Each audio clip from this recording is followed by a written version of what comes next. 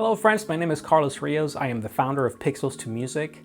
I'm here to help you become a successful, highly skilled, and knowledgeable video game composer.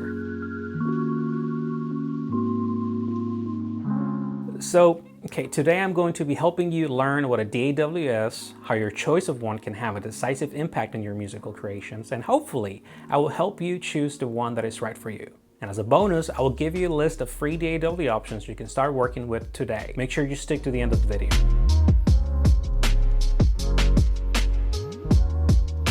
So DAW stands for Digital Audio Workstation. It is a tool that music producers, composers, and audio engineers use to create and work on audio-related projects. So most DAWs have a mixer, some kind of main project view, a MIDI editor, an audio editor, and a suite of built-in sound effects such as compressors, equalizers, reverb, delay, etc. Although there are substantial differences among different DAWs, most of them share most of the same features. It can be a little challenging, however, to keep up with naming conventions. It is like walking into a friend's house in a different English-speaking country.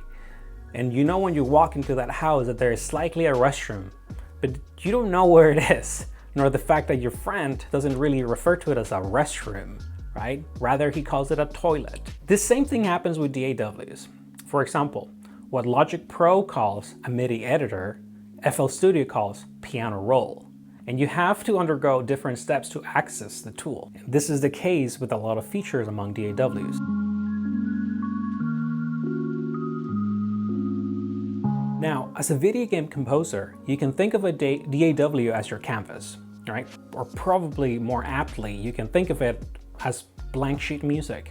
It is different from sheet music in that you might not need a performer to read your music so that you can hear the music, but the DAW can be that performer, right? You do have to help it a little bit. You can program all kinds of humanizing effects into your project to have changes in dynamics, that's volume, make notes not be so rhythmically static, slow down or speed up the music, etc. So understanding what is likely to be your main tool as a composer is important, but what is even more important is understanding the purpose that you have for that tool. You want to create video game music, so you don't need to understand the full depth of all that you can do with a DAW. You will learn more and more about it as you go. But to get started as a video game composer, you need to answer at least a couple of questions. What kind of video game music do I want to write? Retro, orchestral, hybrid, electronic? And then when you have your answer, you can then ask, what kinds of tools do I need to produce the music I want to produce? All right, do you need sound chip emulators? Do you need orchestral libraries? Do you need original samples of cat sounds and such? Your guitar, your drums, whatever. So how do you become a video game composer, okay? It's simple, really. You just declare yourself one, and you start developing the skills and expertise as you go. You write lots of terrible music, right? And you learn from trial and error, and you learn from feedback as well. Yes, you want to spend time learning about music theory, compositional structure, playing an instrument, understanding the technical aspects of the genre you're composing for, etc. And that is the reason that I'm doing this channel, right, by the way. So do subscribe to keep getting more content. Now, however, the only way you will see growth is by applying what you now know, okay? I'm gonna say that again. The only way you will see growth is by applying what you now know, making mistakes, learning from them, and improving on every new try. So I wouldn't really define video game music as a music genre. I would define it in terms of the purpose that it serves. It can be music you were commissioned to write for a specific game, or music for a video game music pack you're putting together to be sold as assets. Now, there are a few musical genres that can be thought of as being inspired by video game music, and usually what people associate with this is the chiptune genre, right? This is music that uses as its main sound palette the sounds of old sound chips you could find in retro video game consoles, like I would say anything going from the NES all the way to the PlayStation 1 and N64 era.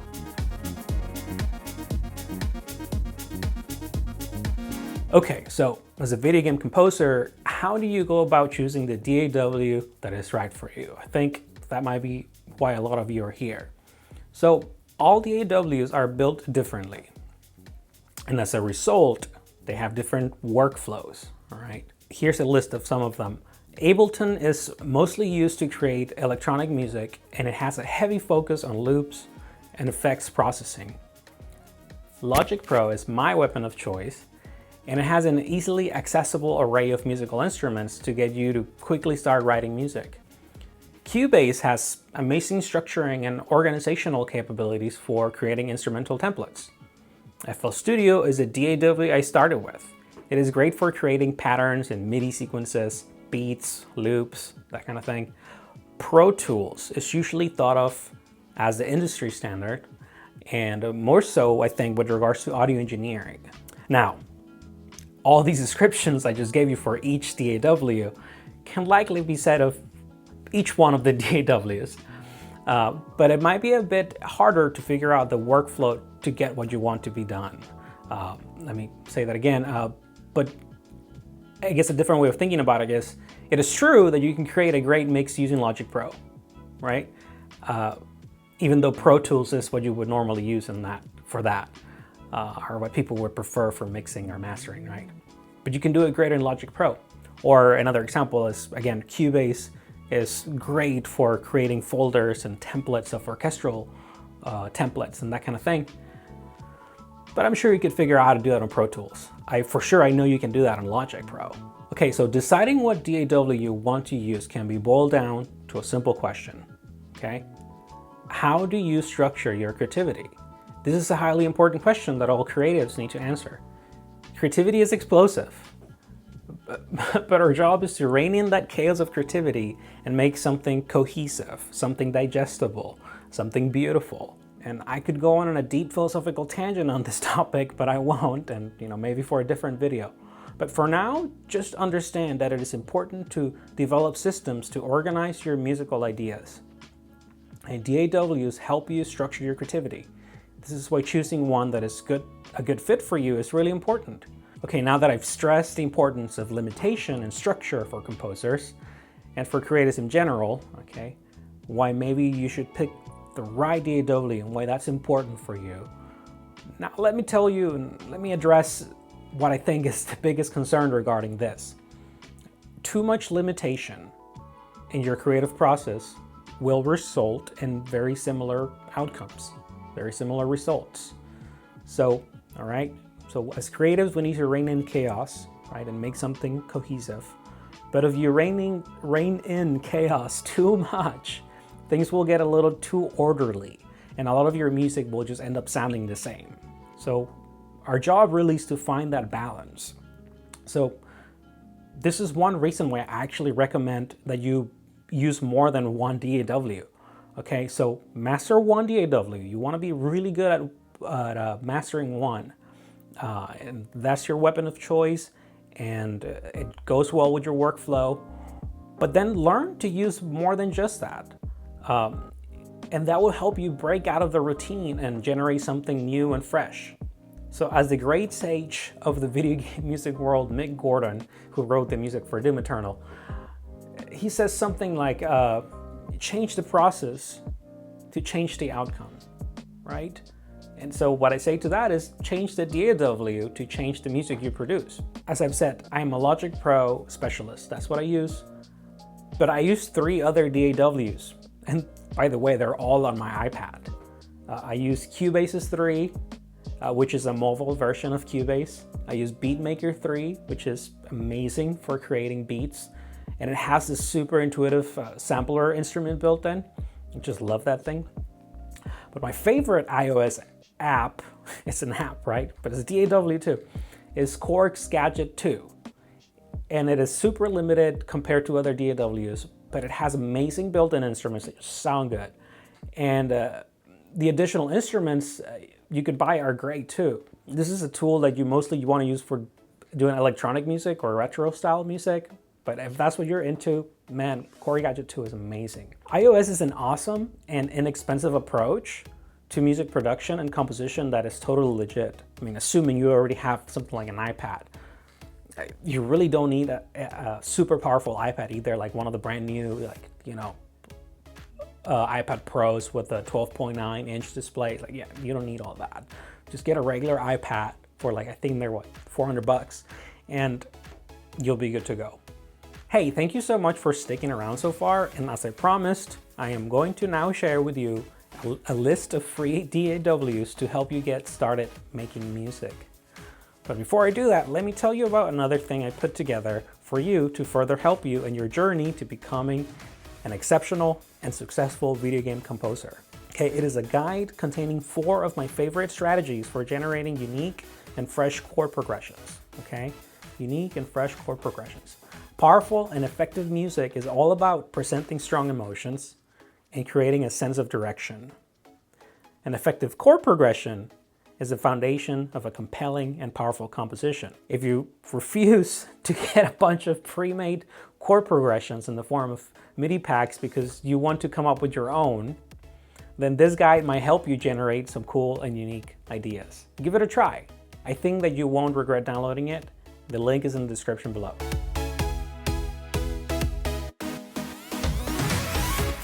The first one, it's GarageBand. So if you're a Mac user or an iPad user, just get this, it's free. Whenever I decided to get serious, I didn't have a lot of money, and I still don't have a lot of money, but I decided I'm just gonna try this. I had a Mac Mini, which I now have a near Mac Mini, and I got GarageBand and I started making music, and it was cool. And I liked it because it immediately connected with my workflow, which is just start creating, start coming up with ideas, and then organize them later. That's how I work. So people like to organize first and then stick on the ideas to it, but GarageBand is great. Another one, I used to teach music production at a Boys and Girls Club, and I did it online and I did it in person. I had to do it online because of COVID, but I use Soundtrap. And Soundtrap is a browser DAW that it's very limited in a lot of ways, but in a lot of ways it helps you actually get done a lot of stuff. It has really good sounding instruments. You can access loops easily. So if you work with loops, that's a great way to do it. Has a sound editor, has a MIDI editor, like it's pretty great. Again, it's a great way to get started. You just need to build an account and all of that. And if you teach any of this stuff, it's a great way to start a student on. Another one, this one I really don't know much about. All I can tell you, it's called Cakewalk. All I can tell you about Cakewalk is that from what I've heard, people say, "Ooh, you better get this right now that it's free." Because these people might realize that they're giving away too much and they start charging for it. So while it's free, you should totally go get it. Now, as a final note, I want to say, I listed a few things before: Ableton, Cubase, Pro Tools. There are light versions of all these that are usually free. I believe there's anything like that for Logic Pro, but that's pretty much what GarageBand is. But yeah, I mean, light versions of all these things. So if you're thinking about, these things are expensive. So if you're thinking about getting into music production seriously and being a video game composer seriously, and you want to get a DAW that's professional, but you don't know which one to go because they're so expensive, and I think that's part of the reason why you're all here, you can try light versions of it. And it should give you at least a general idea of what the workflow is for that specific DAW. So as soon as you sit down and you try to make music, you're gonna start encountering obstacles like, where the hell are the instruments? Or where can I find the faders right away? Or whatever, right? You're spending more time on YouTube trying to figure out how to learn this stuff rather than actually doing what you want to do. And you might have an experience like I did when I first did GarageBand. I sat down, I saw a timeline, I could load instruments, and I started making music. That was great. I love that. I started with FL Studio first. It was my first thing that I ever tried, and I couldn't figure it out. Like, it took me a while to get into it, and I mean, I love music, so I used it for a while. This one I was like in high school, but it was not my workflow. And to this day, I don't use FL Studio, and I've tried using it again recently, and I can get a lot of stuff done, and it's cool. And again, it can, using different DAWs can get you to think, change your process and come up with different music that you would otherwise. So it's fine. I know how to use it a good bit, but again, it doesn't cater to my workflow. So again, that's what I leave you with. Find something, try some of these free ones out, and see what works for you. Try some of the light versions out. I don't want to send you to just go try one thing out. Try as many as you can and see what fits you the best. Think about workflow. Think about budget and price as well. And yeah, I mean, especially when it comes to the iOS stuff, the iOS DAWs are a very different workflow than anything from like a more traditional PC or Mac based system. So that's all I got for you today. I hope you enjoy this. I hope you find it valuable. Again, subscribe, give a like to the video, and thank you so much. We'll be back with another video soon. Goodbye.